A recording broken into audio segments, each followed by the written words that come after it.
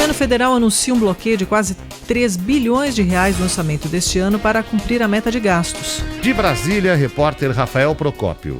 O governo federal anunciou o bloqueio de aproximadamente 2,9 bilhões de reais no orçamento previsto para o ano de 2024. A informação foi divulgada pelo Ministério do Orçamento e Planejamento nesta sexta-feira, através do relatório de avaliação de receitas e despesas primárias do primeiro bimestre. O bloqueio é necessário para que as contas públicas sejam adequadas ao novo teto de gastos aprovado no ano passado e que passa a ser cumprido a partir deste ano. Os cortes de gastos deverão ser feitos nas despesas livres dos ministérios, que não têm caráter obrigatório. De acordo com o ministro da Fazenda, Fernando Haddad, os números apresentados estão dentro da margem de erro esperada pelo governo. Mas a minha impressão e a impressão da equipe, por ocasião do envio do orçamento, era de que talvez as receitas correntes estivessem um pouco subestimadas e as receitas extraordinárias um pouco superestimadas. Isso está se comprovando, mas elas estão se compensando razoavelmente bem, e até aqui nós estamos com uma projeção para o ano boa, mas, de novo, a cada bimestre essa avaliação volta a ser feita. A necessidade do contingenciamento é fruto também da manutenção da ideia do déficit zero nas contas públicas para o ano. Por mais que seja necessário o bloqueio, o valor veio abaixo das expectativas, muito por conta da alta arrecadação feita no ano de 2023.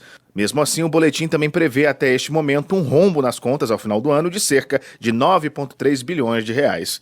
De acordo com o marco fiscal, a variação permitida flutua entre 0,25% do Produto Interno Bruto Nacional para mais ou para menos.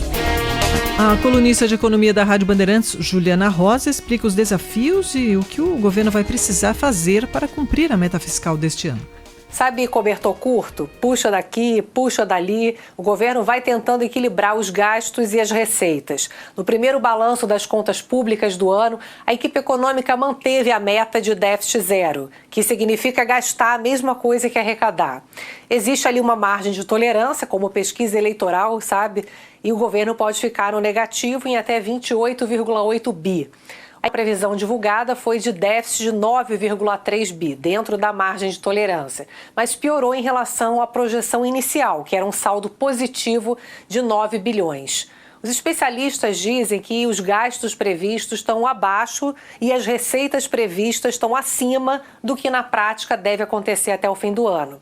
As projeções apontam que o déficit vai ser maior, em torno de 70, 80 bilhões, e que a meta pode ser alterada. Mas olha, tem sido importante o governo insistir no equilíbrio das contas. Esse indicador ajuda o Brasil a atrair investimentos, a crescer, a ter juros menores. Eu conversei sobre isso com o economista Carlos Caval, ex-secretário do Tesouro, no meu programa no Band News TV, e vou trazer então um trecho dessa conversa.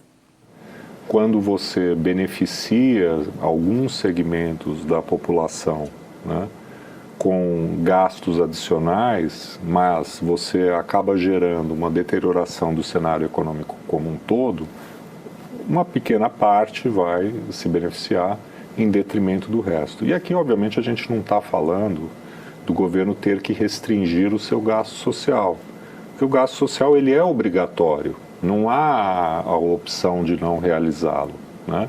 Então, não estamos falando aqui do governo cortar gasto em saúde, educação, em programas sociais, e sim outros gastos que ele poderia, né, disciplinar e que, por uma opção política, ele não quer, nesse momento, restringir.